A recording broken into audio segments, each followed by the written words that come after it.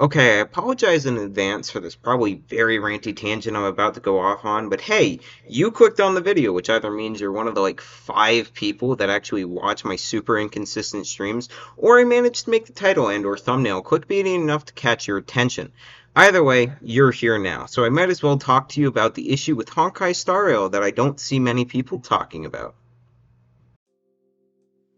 Originally, I hesitated to make this video, as I do genuinely enjoy the game, and while this issue is something I'm going to make sound like a big deal, it really isn't an issue.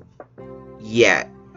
The issue, of course, being character kit clarity in the in-game interface. When it comes to understanding how a character will play in Honkai Star Rail, the Honkai Star Rail team has done a mostly decent job at explaining characters by sorting them into different paths to give you a general idea of what you do. For example, healers are under the Abundance path, your soul target damage dealers are under the Hunt path, your AoE damage dealers are under the Erudition path, your AoE damage dealers are under the Destruction path. Wait a minute, that can't be right. You know what, I'll just keep going, and surely there aren't any other conflicts. Where were we? Oh, right, your non-healer supports are under the Harmony path, your enemy debuffers are under the Nihility path, your damage over time are under the Nihility path, and I think you're starting to see what I'm getting at. While Hoyo has done a fantastic job at trying to classify characters into different paths, it's not a perfect system. And while technicalities like the fact that your damage over time stacks are considered debuffs even though they don't affect enemy stats, and destruction characters tend to do more cleave damage than all 5 target damage like most Erudition characters, I still think that the system could be improved to help dumbasses like me help cook up some terrible ass team comps. And don't even get me started on. When looking at the issue from an individual character standpoint, this problem can get even worse. And I'm not just talking about how some characters' Eidolons can change their playstyle from one path to another. If I did that in this video, it would be way longer than I have free time to make. I could go on and on about how Luocha is not only an Abundance character, but also fits the niche of a character from a different path way better than the other character can. If you don't know what I'm talking about, Luocha's ultimate can remove 1 debuff from every enemy currently on the field, which would typically put him into the role of debuffer and land him under the path of Nihility, like the other buff remover in the game, whose name is Pela. And while she is good at defense shred, her skill is one of the only other buff removers in the game, and it only removes 1 buff from 1 enemy when used. Sorry about that tangent, although I did warn you at the beginning of the video that this was going to be slightly ranty, so you were warned. Anyway, this is just one example out of many in the game, so here's a quick rapid fire of all the examples of this that are on my account as of right now.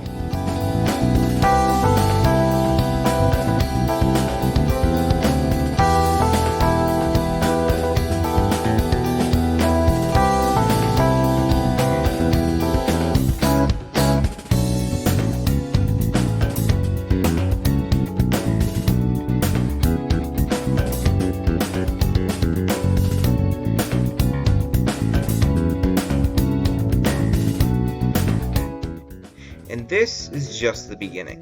I mean, at the time of recording this video, the game is nearing its 6-month anniversary, so this issue will only get more convoluted with time, which is why now is the time to talk about how we can fix this issue before it becomes too big of a problem. Which is why I should probably explain why there's more to this issue than you think. This part of the video is entirely lore-based, so if you don't give 2 shits about the lore of this game, you can go ahead and skip to the next part of the video. As you may have noticed, there's a lore side to this problem as well, and for the lore nerds in this game, I feel like we can clean up this issue with the solution I propose in the next part of the video. As the game continues to introduce us to new Aeons and characters, we see different characters that lore-wise follow one Aeon, but their kit falls under the path of a different Aeon. We see this in a ton in the Xianzhou Luofu, as all the characters come there technically follow the path of the Rainbow Arbiter, or the Aeon of the Hunt, but for obvious reasons, not all the characters from this region are Hunt characters. The conflict from this is that Hoyo still tries to give them a sprinkle of solo target damage into their kit to try their their kits seem canonically accurate. For this reason, we get conflictions that you may have noticed in the rapid fire part of the last section of the video. One example I'm going to use to make my point for this is Yukong. Her kit is that of support, which is why she's labeled in the game as a harmony unit, but her single target damage from her ultimate can sometimes outclass dedicated hunt units, which is what got me thinking. How could Hoyo go about fixing this issue? Is there a way to solve all these community issues throughout the game in one big swoop? And after a ton of thought about this, I think I may have figured out a solution. So how do I plan to go about fixing this problem in the game? I started by asking myself, what if we sort of did away with paths to begin with and just started labeling characters for what they are? While this is a very effective solution, it's also a rather boring one, which is why I turned to one of Horioverse's other games for inspiration. Genshin Impact! No. I actually turned to a game that they haven't released yet. The game I'm talking about is a game called Zenless Zone Zero, and while we know very little about how the characters are going to be presented in that game's in-game interface, we do know how they were presented on the Zenless Zone Zero website that is currently up.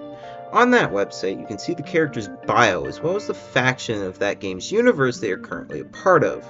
I think a similar system could work in Honkai Star Rail. You could have the path of the Aeon that particular character follows shown in part of the character bio, but also then change up the current system in place to display the character's playstyle a bit more coherently.